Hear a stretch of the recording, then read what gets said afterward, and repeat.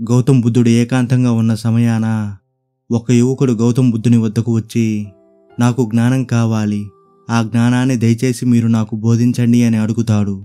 అప్పుడు గౌతమ బుద్ధుడు కాసేపు మౌనాన్ని వహించి తిరిగి ఆ యువకుడిని ఇలా ప్రశ్నిస్తాడు, ఇంతకు ముందు నువ్వు ఏం చేసేవాడివి అని.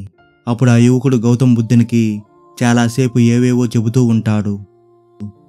అప్పుడు గౌతమ్ బుద్ధుడు ఒక శిష్యుణ్ణి పిలిచి ఖాళీ పాత్రను తీసుకురమ్మని చెబుతాడు. అప్పుడు ఆ పాత్రను ఆ యువకుడి ముందు ఉంచి దానిని పక్కనే ఉన్న నీటితో నింపమని చెబుతాడు. అప్పుడు ఆ యువకుడు గౌతమ్ బుద్ధుడు చెప్పిన విధంగానే చేస్తాడు. అతను ఇలా పోస్తూ ఉండగా కొంతసేపటికి ఆ పాత్ర నిండిపోతుంది. అయినా సరే గౌతమ్ బుద్ధుడు ఆ యువకునితో ఇంకా పోయండి అని చెబుతాడు. అప్పుడు ఆ యువకుడు ఎంతగానో ఆశ్చర్యపోతూ, గురువుగారు, ఈ పాత్ర నీటితో నిండిపోయింది, దీనిలో ఇక నీరు పోయడానికి ఏమాత్రం ఖాళీ లేదు, ఇంకా పోసినట్లయితే ఈ నీరంతా కింద పొర్లి వృధా అయిపోతుంది అని అంటాడు. అప్పుడు గౌతమ్ బుద్ధుడు కాసేపు మౌనంగా ఉండి చిన్న చిరునవ్వు నవ్వుతూ ఆ యువకునితో ఇలా అంటాడు, ఈ పాత్రలాగే మన మనసు కూడా నిండిపోతే ఇక బయట నుంచి వచ్చే కొత్త జ్ఞానాన్ని స్వీకరించడానికి మన మనసులో ఏమాత్రం చోటు ఉండదు. అందుకే నీవు ఏమైనా నేర్చుకోవాలి అని అనుకుంటే ముందు నీ మనసును ఖాళీ చేసుకో. ఇంతవరకు నీలో పేరుకుపోయిన నమ్మకాన్ని, అహంకారాన్ని, కోపాన్ని విడిచిపెట్టు. ఓర్పుతో ఉండు, వినయాన్ని అలవాటుగా మార్చుకో.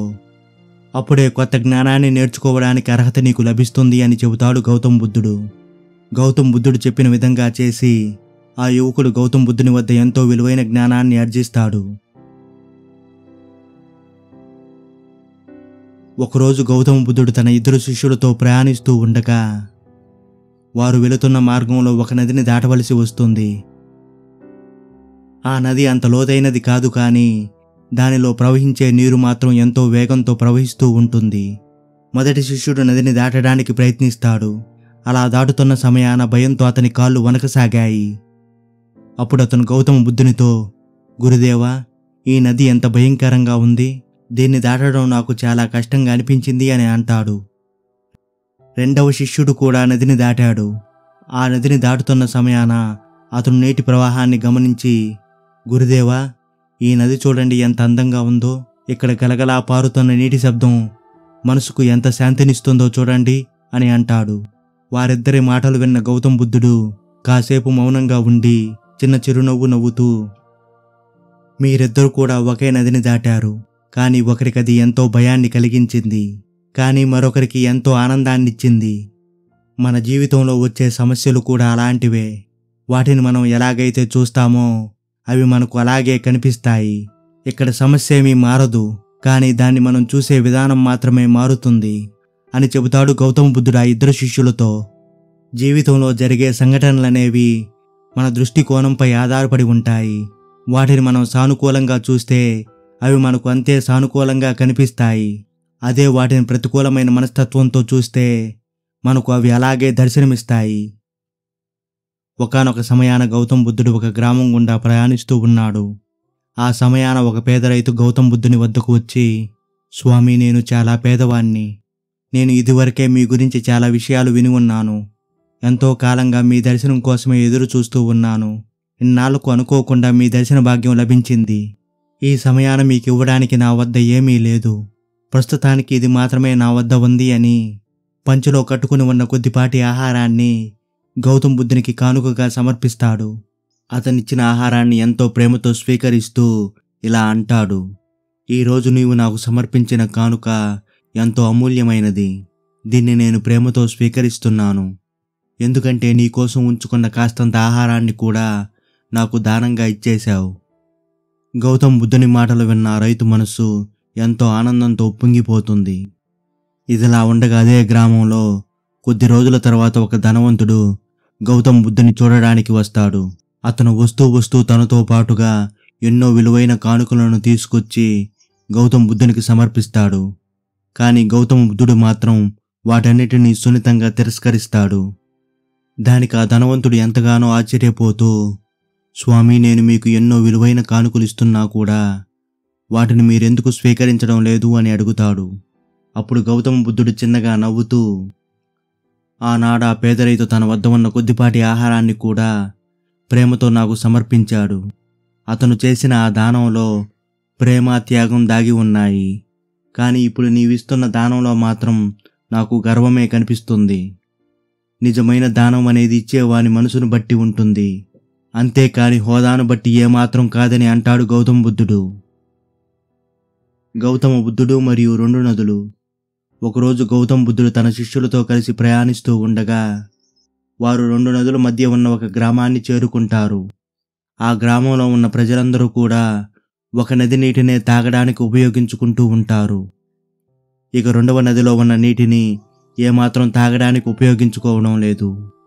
ఈ విషయాన్ని గుర్తించిన గౌతమ బుద్ధుడు ఒకరోజు గ్రామస్తుల్ని ఇలా అడుగుతాడు, మీరు 2వ నదిలో ఉన్న నీటిని ఏమాత్రం తాగడానికి ఉపయోగించడం లేదు ఎందుకు అని. అప్పుడు గ్రామస్తులు ఇలా అంటారు, స్వామి, 2వ నది నీరు చాలా చేదుగా ఉంటుంది, అది ఏమాత్రం తాగడానికి పనికిరాదు.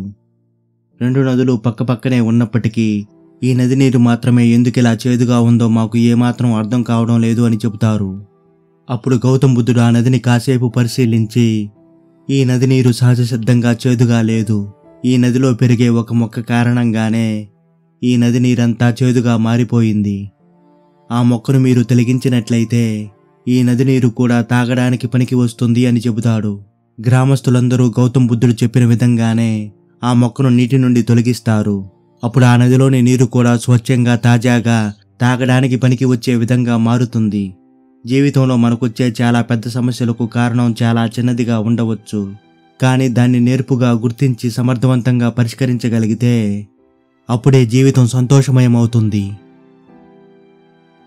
ఒకరోజు ఒక యువకుడు గౌతమ బుద్ధుని వద్దకు వచ్చి, స్వామి, నాకు జ్ఞానం కావాలి, కానీ నేను ఎక్కువగా శ్రమించడానికి ఏమాత్రం సిద్ధంగా లేను, త్వరగా జ్ఞాని కావాలని అనుకుంటున్నాను అని అంటాడు. అప్పుడు గౌతమ బుద్ధుడు మౌనంగా నవ్వుతూ ఆ యువకుని చేతికి 3 రాళ్ళు ఇస్తూ ఇలా చెబుతాడు, మొదటి రాయిని 1 గంట సేపు నీ చేతిలో పట్టుకో, 2వ దాన్ని 1 రోజు పాటు నీ జేబులో ఉంచుకో, ఇక 3వ రాయిని 1 వారం పాటు నీ మంచం కింద ఉంచు, తరువాత వచ్చి నన్ను కలుసుకో అని చెబుతాడు. ఆ యువకుడు కూడా అలాగే చేస్తాడు. మొదటి రాయి గంట లోపలే బరువుగా అనిపిస్తుంది అతనికి. ఇక 2వ రాయి 1 రోజు తర్వాత అతని జేబును భారంగా చేసింది. 3వ రాయి వారం తర్వాత అతనికి అసహ్యంగా అనిపించింది.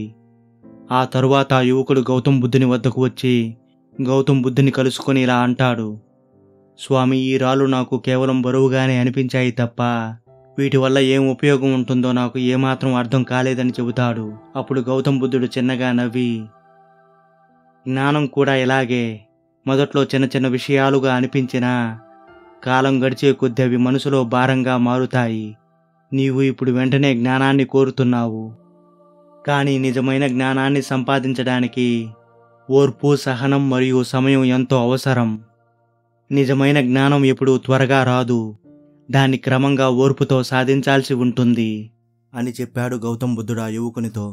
గౌతమ బుద్ధుని మాటలు విన్న ఆ యువకుడు జీవితంలో జ్ఞానాన్ని ఎలా సంపాదించుకోవాలో అప్పుడు అర్థమైంది. ఇది ఈరోజు వీడియో. ఈ వీడియోలో ఏ కథ నచ్చిందో మాకు కామెంట్ ద్వారా తెలియచేయండి. ఇలాంటి మోటివేషన్, ఇన్స్పిరేషన్ వీడియోలు మా ఛానల్లో చాలానే ఉన్నాయి. ఛానల్ను సబ్స్క్రైబ్ చేయండి.